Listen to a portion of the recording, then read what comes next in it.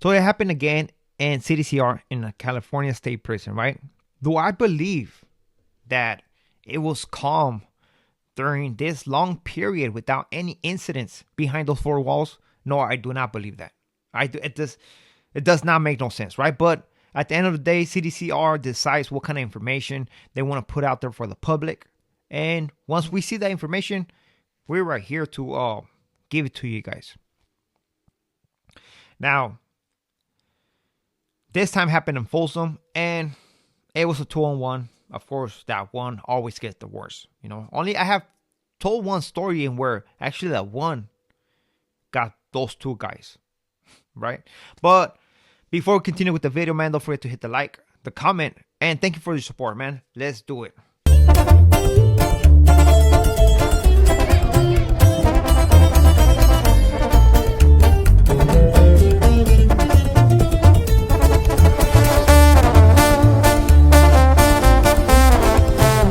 What it do, my raza? You boys coming through once again with a new video.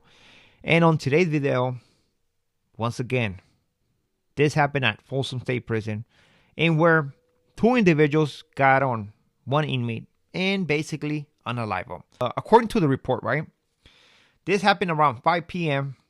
and it was out on the yard. You're out there exercising, seeing people walking the track. Maybe, if I'm guessing, what kind of yard was this? People playing soccer, man. People playing basketball. It's close to recall. But out of nowhere, officer spot two guys, right, on one. Two Caucasian individuals, two whites, on a black individual. And they just gave him the business. Meaning, they're not punching him, but they're poking him. As officers saw that, somebody decides to press the alarm, right? They press the alarm, and the whole yard gets crazy, right? Get down, get down. Everybody gets down. Everybody wants to look. Where's the action at? That's how it is.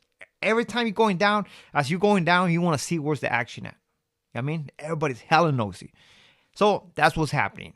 At this time, the cops' blood gets pumped up and start running towards the incident, rushing. They're going to say, get down, fuckers.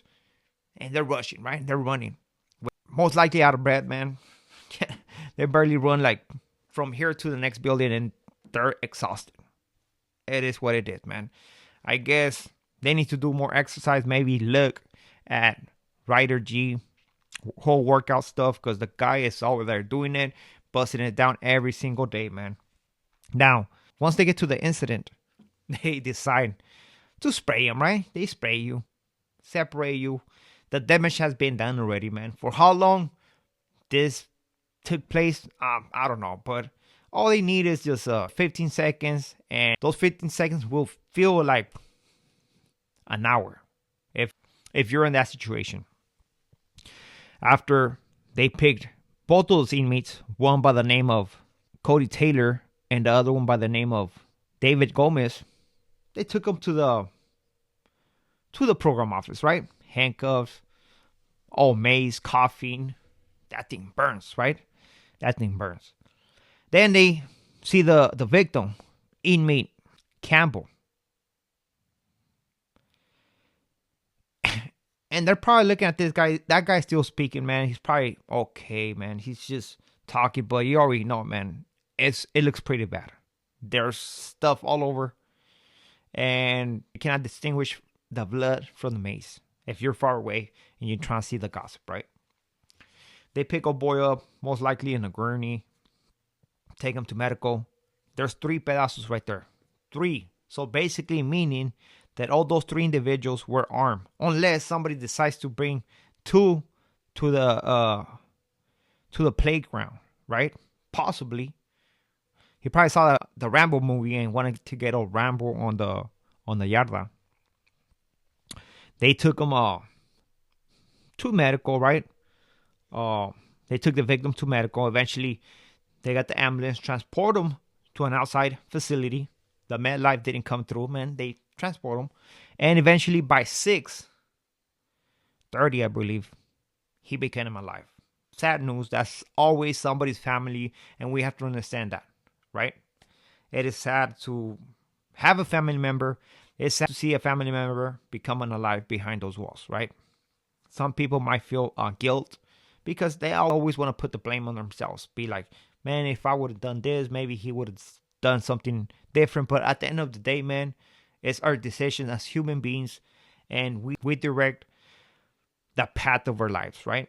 So this guy went on the wrong path. The crazy thing about this, right, is that all of them were lifers, right? I'm going to tell you something about one of them, right? This is one of the aggressors by the name of Cody Taylor. Trip on this guy.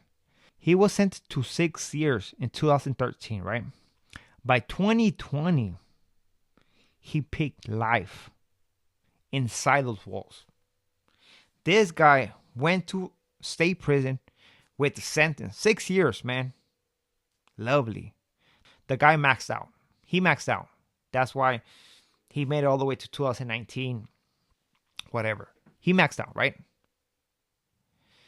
Not only that, he decides to do a pegada inside prison, right?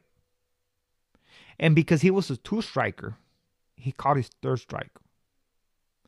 And now he was doing life. It's incredible how people give themselves to the system, man. Because they believe, or they get comfortable within those walls. They get accustomed to live right next to another man, have nothing but men around. And if you were to ask me, what kind of life is that? What kind of life is that? This individual had the chance of going home. The other 2 guys, they're lifers, man. They did some heinous crimes, man. And they're lifers. I'm not even going to speak on them. But this guy, man, it's incredible how he did what he did and basically sacrificed his life because of whatever reason, right? You can call it the ego, could be survival. It depends because we don't know about the case. But when I see stories like this and where those 2 strikers, man, it reminds me of myself, man. When as the 2nd striker, man, you're always trying to be careful of what you do. Why? Because anything can give you that 3rd strike. Eventually, this changed in 2013, where in order to get a 3rd strike, man, it had to be violent, right? Now they weren't giving you a strike just to having a blade right next to your desk because you were sharpening the pencil, right? But it's insane to hear this type of stories, man. And it's another one to the books, right? CDCR does not surprise me. And we'll see how long until the next one. So hopefully you like this story. To next video. Have a great day. And always remember to enjoy the time with your families because you never know when's going to be the next time that you're going to see them. Look at this person. We're out.